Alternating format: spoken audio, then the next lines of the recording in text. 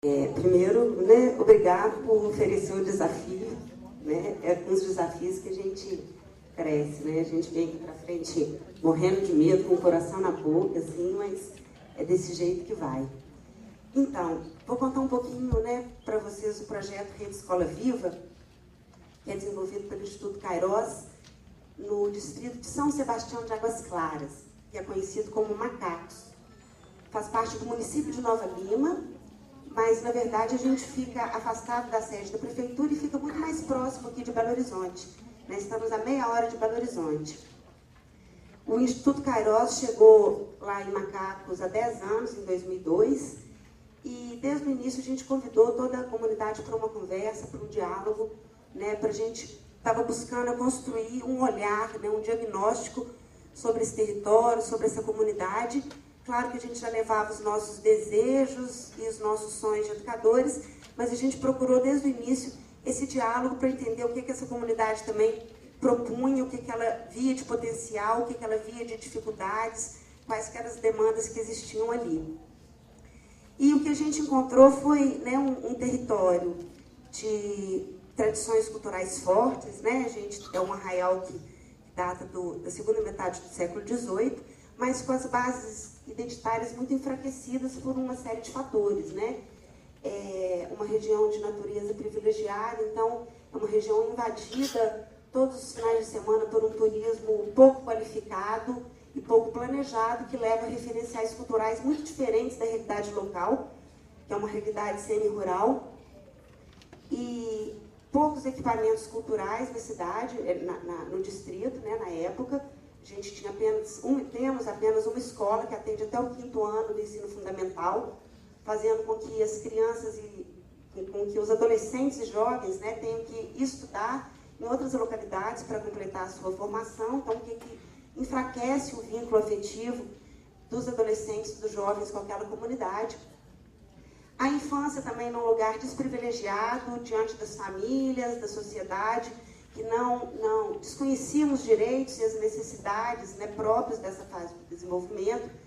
Então, as crianças levadas ao trabalho infantil, informal, desde muito cedo, para completar a renda familiar, ou mesmo as tarefas domésticas, né, para que os pais pudessem trabalhar, e sem condição de exercer a infância na sua plenitude. Os quintais cada vez mais escassos, cedidos, né, para os serviços de turismo, e as crianças sem oportunidades de desenvolvimento e aprendizado fora do horário da escola.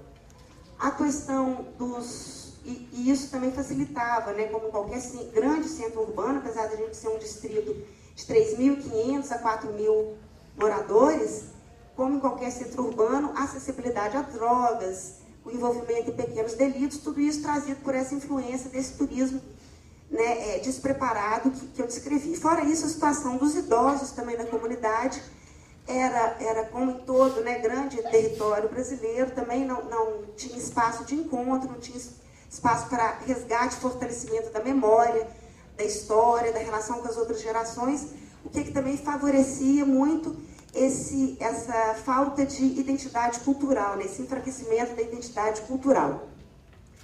Então, diante dessa situação, né, a gente viu como desafio, né, provocar nessa comunidade, levar essa comunidade a reconstruir o significado dessa identidade cultural, né, através do fortalecimento das bases de identidade.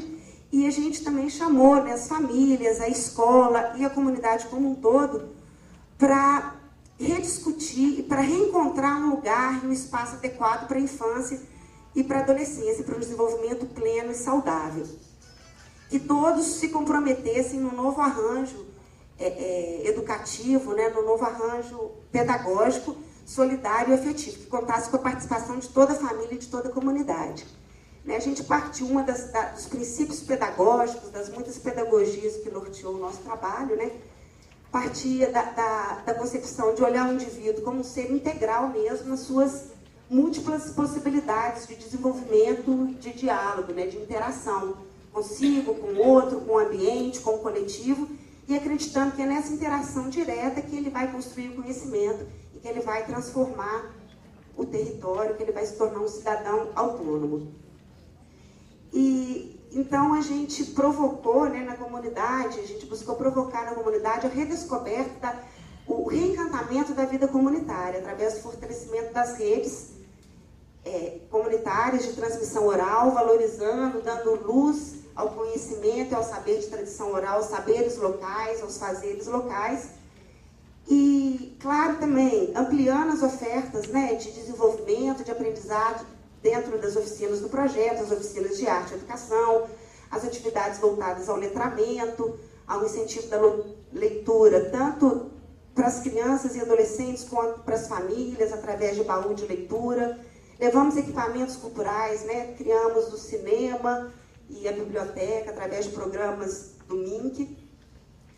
A inclusão e a cultura digital para os jovens, né? Quando o telecentro chegou lá, quando a gente conseguiu construir um telecentro, ainda sem saber direito o que ia fazer com esse equipamento todo, a comunidade ficou maravilhada, eles não tinham acesso nenhum à internet, isso foi em 2006. Casa nenhuma, nenhuma criança tinha um computador. Hoje a gente vê as crianças, os jovens, os adolescentes, eles se apropriaram mesmo da linguagem e da cultura digital e já fazem uso dela como meio de expressão, como meio de inserção no mundo, de busca e construção de conhecimento.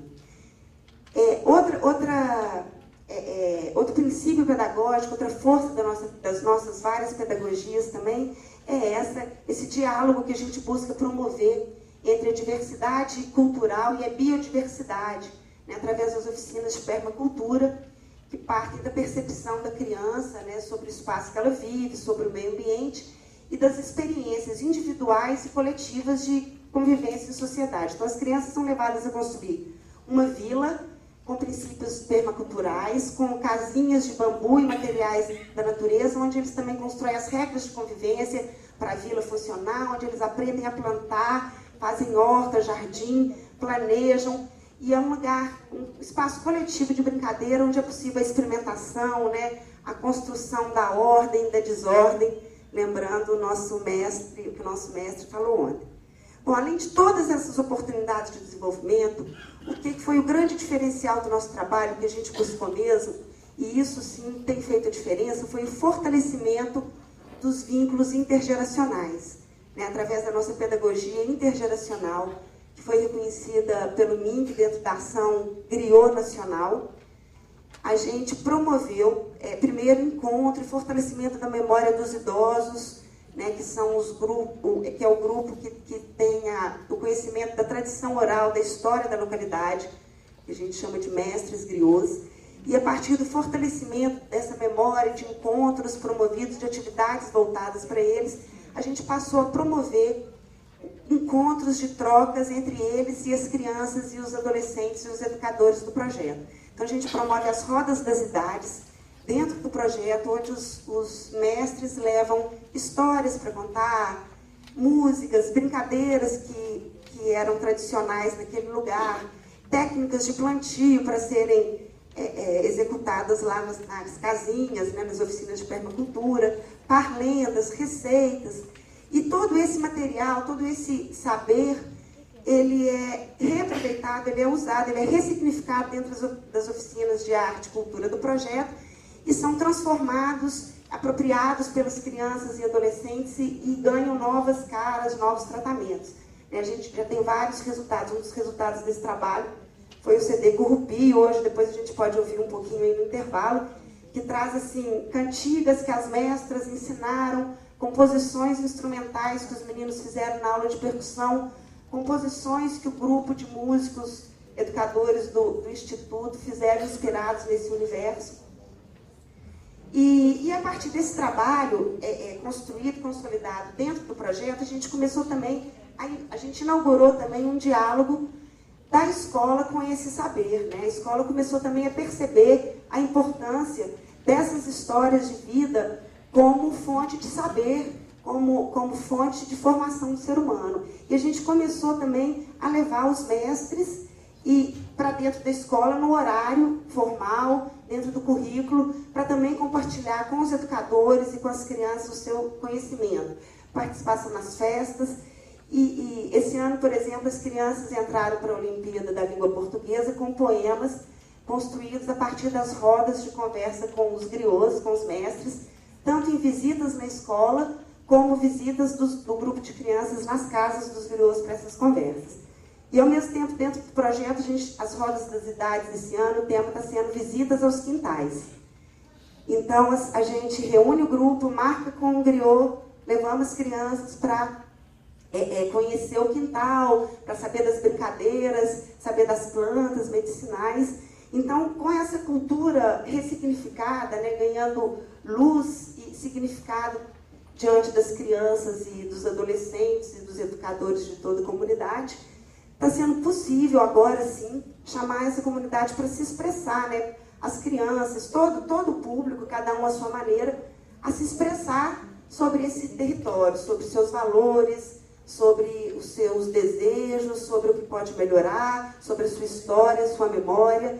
E a partir disso, a gente espera que a comunidade, que todos eles se sintam estimulados, né, e aptos a construírem um pacto de amor, né, coletivo sobre esse território, né, um sonho possível de transformação, né, que seja feito por eles, né, por todos nós juntos na comunidade. E aí a gente vê agora, né, depois de 10 anos que a gente está lá, a gente começa a perceber o sentido, né, desse trabalho na hora que a gente vê. E claro que isso também, né, só é possível, não basta só uma prática bonita, um ambiente bacana, que isso a gente valoriza também na questão da estética, do belo, da alegria, né, da preservação do vivo dentro de cada um de nós, mas a gente sabe que isso tudo também não é possível sem as parcerias, sem a articulação. Então hoje a gente está presente dentro de todos os conselhos municipais, de educação, de saúde, de assistência social, de promoções de igualdade racial. Então a gente tem uma participação grande. Nós temos também uma parceria com a Secretaria Municipal de Educação. Então esse trabalho dentro da escola é respaldado e reconhecido pela Secretaria Municipal. E hoje a gente já começa a ver esse projeto se transformar numa tecnologia social reaplicável. A gente está começando a levar o projeto para outras escolas da rede municipal de Nova Lima, né? Então, é claro que o sonho romântico ali nessa comunidade pequena é super bonito, foi super transformador, já tem um significado, mas a gente também entendeu, e ao longo desses 10 anos a gente cresceu nesse entendimento de que o nosso papel, né, se a gente quer transformar mesmo a educação, se a gente quer contribuir para a formação integral das crianças do Brasil, a gente tem que ampliar isso, tem que virar política pública, e é isso que a gente está começando a fazer agora. Então, muito obrigada, né, ao prêmio, a oportunidade, obrigada a todos pela paciência de me ouvir, e é isso. Né?